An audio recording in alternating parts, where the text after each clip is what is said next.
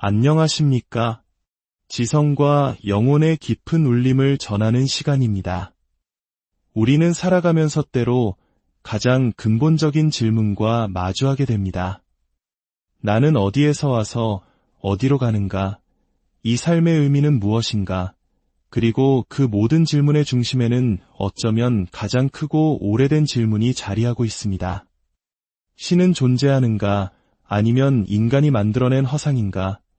오늘 우리는 이 중대한 질문, 하나님, 사실인가, 허구인가?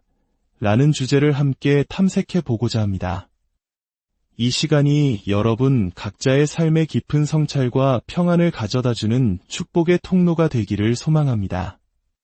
만약 오늘의 이야기가 여러분의 마음에 울림을 준다면 이 귀한 지혜를 주변 분들과도 함께 나누어 주십시오.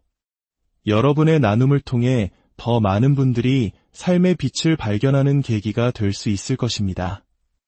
이야기의 시작은 저명한 심리학자 지그문트 프로이트의 주장으로 열어보는 것이 좋겠습니다.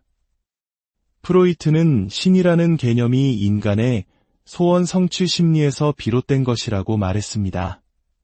즉, 이 땅에서의 고통스럽고 힘겨운 삶을 보상받고 싶은 마음이 죽으면 천국에 갈 것이라는 환상을 만들어냈다는 것이죠. 신은 단지 인간 마음의 투영일 뿐이라는 주장입니다. 매우 흥미로운 분석입니다. 하지만 이 논리는 양날의 검과 같습니다.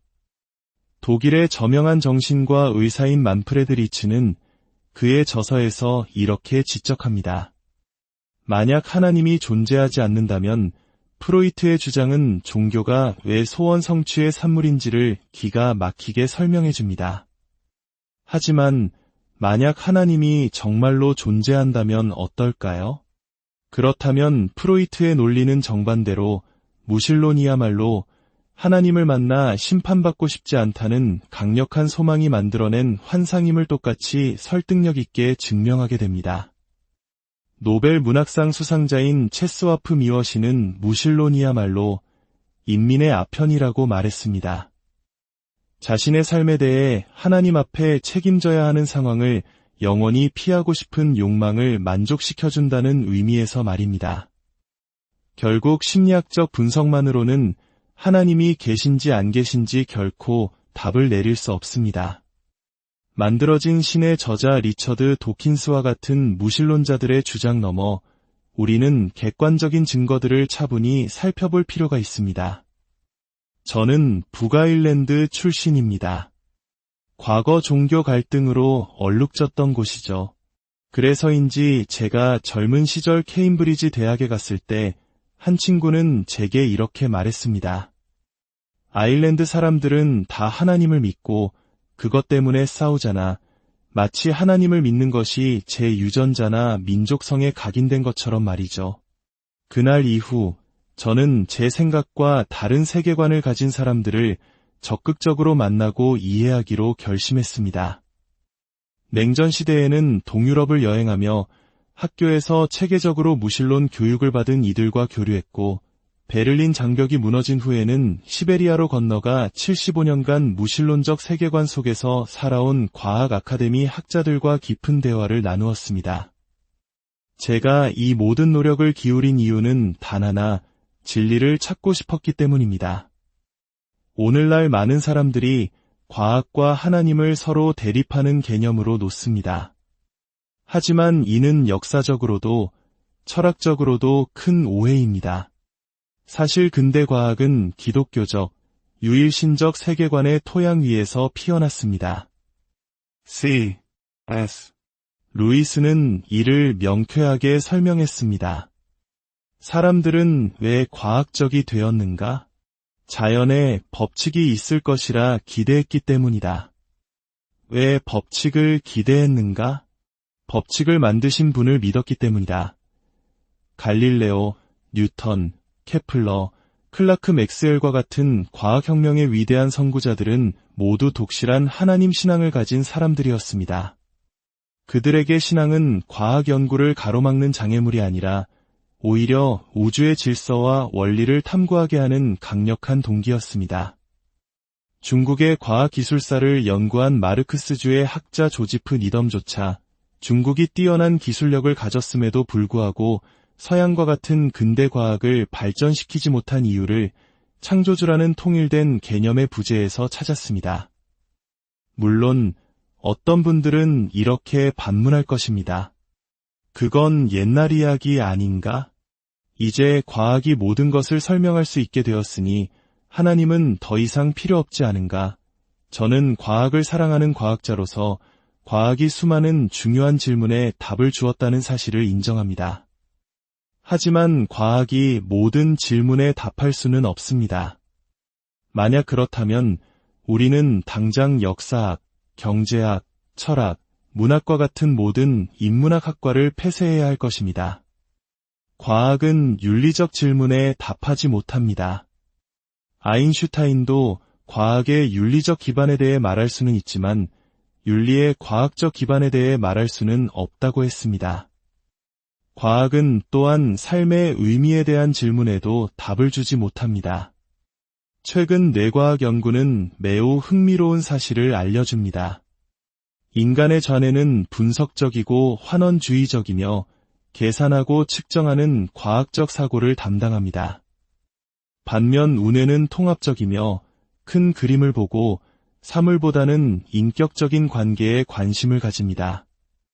정신과 의사이언 맥길크리스트는 계몽주의 이후 서구 사회가 지나치게 좌뇌에만 집중한 나머지 삶의 의미와 초월적 가치를 발견하는 우뇌의 기능을 잃어버렸다고 진단합니다.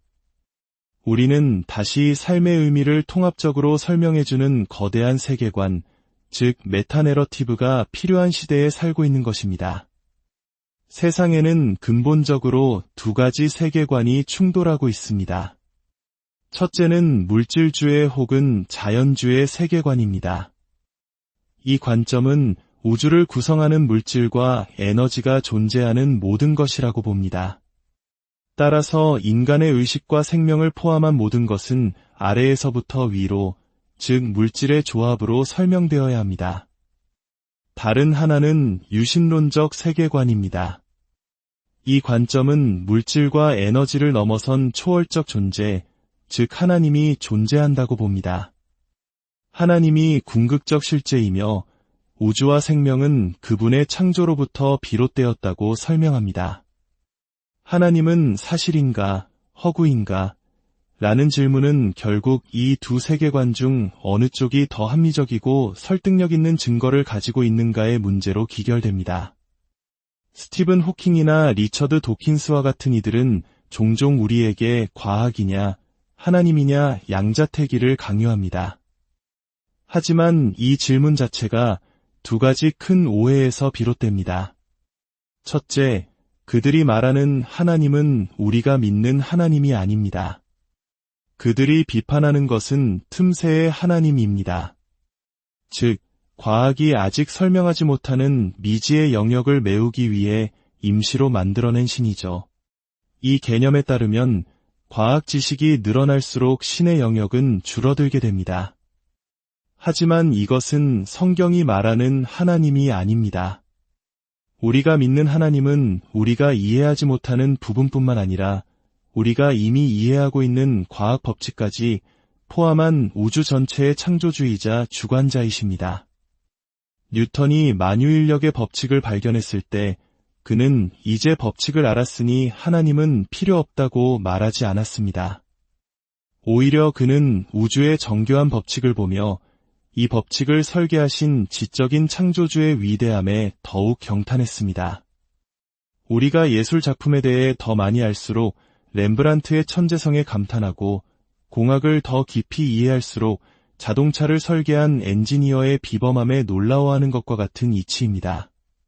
둘째, 과학이냐, 하나님이냐의 선택은 마치 제트 엔진의 원리를 설명하는데 과학 법칙이냐, 발명가 프랭크 히트리냐를 선택하라는 것과 같이 어리석은 질문입니다. 제트 엔진을 완벽하게 이해하기 위해서는 열역학 법칙과 기계공학이라는 과학적 설명과 함께 그것을 설계하고 만든 행위자로서의 설명, 즉 프랭크 히틀이라는 인물이 모두 필요합니다. 두 설명은 서로 경쟁하는 것이 아니라 상호 보완적입니다. 마찬가지로 우주의 작동 원리를 과학으로 설명하는 것이 우주를 만드신 하나님을 배제하는 이유가 될 수는 없습니다. 이는 마치 포드 자동차의 작동 원리를 이해했다고 해서 헨리 포드가 허구의 인물이라고 주장하는 것과 같습니다. 또한 우리는 신앙이라는 단어에 대한 오해를 바로잡아야 합니다. 오늘날 많은 무신론자들은 신앙을 증거 없이 맹목적으로 믿는 것이라고 재정의합니다. 하지만 이것은 성경적 의미의 신앙이 아닙니다. 라틴어 피데스에서 유래한 신앙은 본래 신뢰를 의미하며 그 신뢰에는 반드시 합당한 증거가 전제됩니다. 기독교 신앙은 결코 맹목적이지 않습니다. 요한복음의 저자는 마지막에 이렇게 기록합니다. 이 책에 기록된 것 외에도 예수께서 제자들 앞에서 행하신 다른 표적들이 많이 있습니다. 그러나 여기에 이것이나마 기록한 목적은 여러분으로 하여금 예수가 그리스도이며 하나님의 아들이심을 믿게 하고 또 믿어서 그의 이름으로 생명을 얻게 하려는 것입니다. 즉, 기록된 증거들을 보고 믿음에 이르라는 것입니다. 사실 과학자야말로 신앙을 가진 사람들입니다. 그들은 하나님을 믿는 신앙이 아니라 이 우주가 이성적으로 이해 가능하다는 신앙을 가지고 있습니다. 한 수학자가 머릿속 생각만으로 써내려간 방정식이 저 멀리 우주의 움직임을 정확하게 묘사한다는 사실은 얼마나 경이롭습니까? 노벨 물리학상 수상자 유진 위그너는 이를 두고 수학의 비합리적인 유효성이라 표현했습니다. 그런데 여기서 근본적인 질문이 생깁니다. 자연주의 세계관에 따르면 우리의 뇌와 정신은 아무런 목적 없이 그저 무작위적인 자연 과정의 최종 산물일 뿐입니다.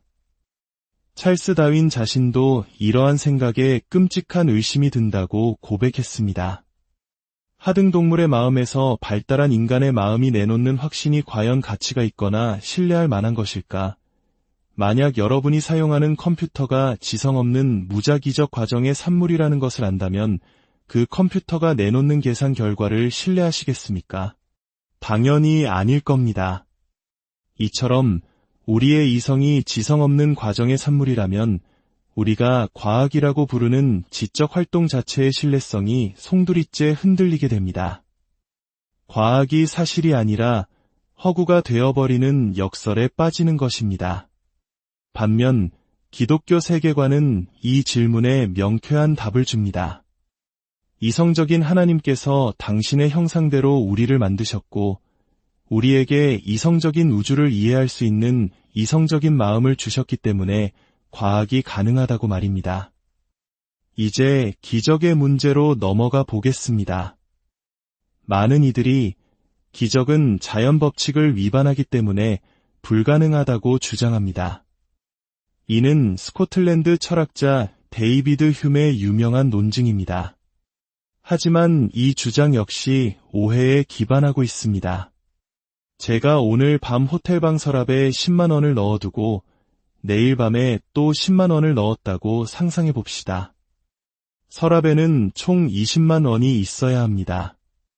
그런데 다음날 아침 서랍을 열어보니 5만 원밖에 남아있지 않았습니다. 이 상황에서 우리는 덧셈의 법칙이 깨졌구나 라고 결론 내릴까요? 아니면 대한민국의 법이 깨졌구나. 누군가 훔쳐갔다. 라고 생각할까요? 당연히 후자일 것입니다. 이 비유가 중요한 점을 시사합니다. 우리가 도둑이 들었다는 사실을 알 수 있는 이유는 10 더하기 10이 20이라는 산수의 법칙이 평소에 정상적으로 작동한다는 것을 굳게 믿기 때문입니다. 즉, 자연 법칙은 평상시에 일어나는 일에 대한 서술이지 사건을 일으키는 원인이 아닙니다. 당구대 위를 굴러가는 공의 움직임을 뉴턴의 법칙으로 설명할 수 있지만 그 법칙 자체가 공을 움직이게 한 적은 단 한 번도 없습니다. 기적도 마찬가지입니다.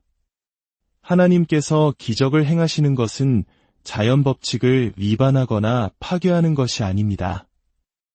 우주라는 시스템을 만드시고 평소에는 그 법칙대로 운행하시는 창조주께서 특별한 목적을 위해 그 시스템 안에 새로운 사건, 새로운 에너지를 개입시키시는 것입니다.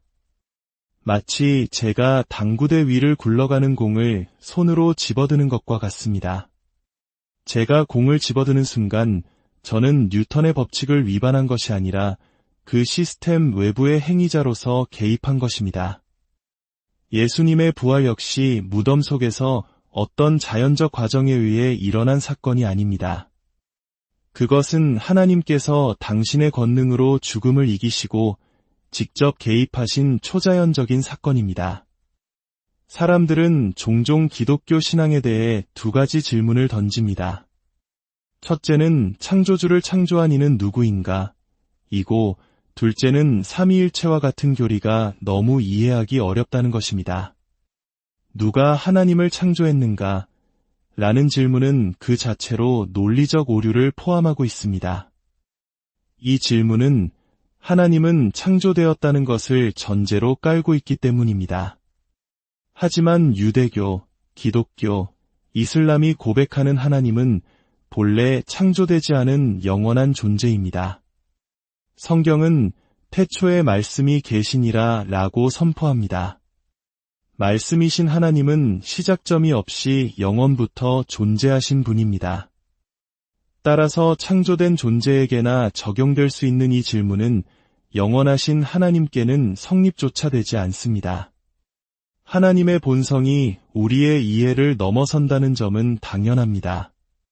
만약 하나님이 존재하신다면 그분은 우리 인간보다 훨씬 더 복잡하고 위대한 분일 것입니다. 우리는 빛이 입자인 동시에 파동이라는 사실을 온전히 이해하지 못하지만 그 개념이 가진 설명력 때문에 빛의 이중성을 받아들입니다. 우리는 에너지나 의식의 본질이 무엇인지 완벽히 설명하지 못하면서도 그 존재를 믿고 살아갑니다. 하물며 우주를 창조하신 하나님의 본질에 대해 우리가 다 이해하지 못하는 부분이 있다는 것이 어찌 그분의 존재를 부정하는 근거가 될 수 있겠습니까? 오히려 그것이 내가 만든 신이 아님을 증명하는 것 아닐까요? 우리가 어떤 단어나 문장을 볼 때 우리는 그 이면에 지적인 존재가 있음을 즉각적으로 추론합니다. 식당 메뉴판에 적힌 로스트 치킨이라는 5글자를 보고 우리는 그것이 잉크와 종이의 물리, 화학적 작용의 무작위적 결과물이라고 생각하지 않습니다. 그 글자를 쓴 누군가의 지성을 당연하게 전제합니다. 그런데 우리는 지금 인류 역사상 가장 길고 정교한 단어를 발견한 시대에 살고 있습니다. 바로 35억 개의 화학 문자가 정확한 순서로 배열된 생명의 암호, 인간 게놈입니다. 불과 몇 글자에 불과한 단어에서 지성을 발견하는 바로 그 사람들이 어째서 35억 글자로 이루어진 이 경이로운 정보체계를 보면서는 그저 우연과 필연의 산물이라고 말하는 것일까요? 여기에는 무언가 매우 이상한 논리적 비약이 존재합니다. 이제 마지막으로 가장 어려운 질문, 하나님이 계시다면 왜 세상에 고통이 존재하는가? 의 문제를 다루겠습니다. 이 질문에 대한 단순한 답은 없습니다. 저 또한 개인적인 아픔을 통해 이 질문의 무게를 깊이 느낍니다. 무실론은 이 질문에 대해 세상은 원래 그런 것이라고 답합니다. 선도, 악도, 궁극적인 정의도 없으며 우주는 우리의 고통에 무관심하다는 것입니다. 이것은 어둡고 희망 없는 결론입니다. 기독교는 다르게 접근합니다. 하나님은 우리를 사랑의 관계를 맺을 수 있는 인격적인 존재, 즉 자유의지를 가진 존재로 창조하셨습니다. 사랑이 가능하려면 아니오라고 말할 수 있는 자유 또한 허락되어야 합니다. 하나님은 그 위험을 감수하셨습니다. 마치 부모가 자녀가 장차 자신을 거부할 수도 있는 위험을 알면서도 사랑의 가능성 때문에 자녀를 낳아 기르는 것과 같습니다. 하지만 기독교의 대답은 여기서 멈추지 않습니다. 이것이 제가 기독교인이 된 결정적인 이유입니다. 세상의 어떤 종교나 철학도 기독교와 같은 답을 주지 못합니다. 그것은 바로 십자가입니다. 십자가는 하나님께서 인간의 고통이라는 문제로부터 멀리 떨어져 계시지 않고 친히 그 고통의 한복판으로 들어오셨으며 인간이 되어 그 고통을 직접 겪으셨다는 것을 보여줍니다. 그리고 그 죽음은 끝이 아니었습니다. 하나님은 예수님을 죽음에서 다시 살리심으로써 이 세상의 모든 고통과 죽음, 부조리함을 이길 궁극적인 희망이 있음을 확증하셨습니다. 세상에는 두 가지 세계관이 있습니다. 하나는 물질에서 시작하여 인간의 정신이 파생되었다고 보는 세계관입니다. 이 관점에서 신은 인간이 만들어낸 허구입니다. 다른 하나는 태초의 말씀, 즉 하나님에게서 시작하여 물질과 우주, 그리고 우리의 정신이 파생되었다고 보는 세계관입니다. 과학자로서 그리고 한 사람의 그리스도인으로서 저는 두 번째 설명이 이 세상을 그리고 우리 자신을 비교할 수 없이 더 깊고 풍성하게 설명해 준다고 믿습니다. 하나님은 허구가 아닙니다. 오히려 희망 없는 무신론이야말로 공허한 허구일지 모릅니다. 오늘 이 자리에 함께하신 모든 분들이 삶의 가장 중요한 질문 앞에서 진지한 탐구를 멈추지 않으시기를 바랍니다. 그 여정 가운데 진정한 진리와 빛을 발견하시기를 소망합니다. 여러분의 삶의 모든 걸음에 하나님의 은혜와 평강이 늘 함께하시기를 진심으로 기도합니다.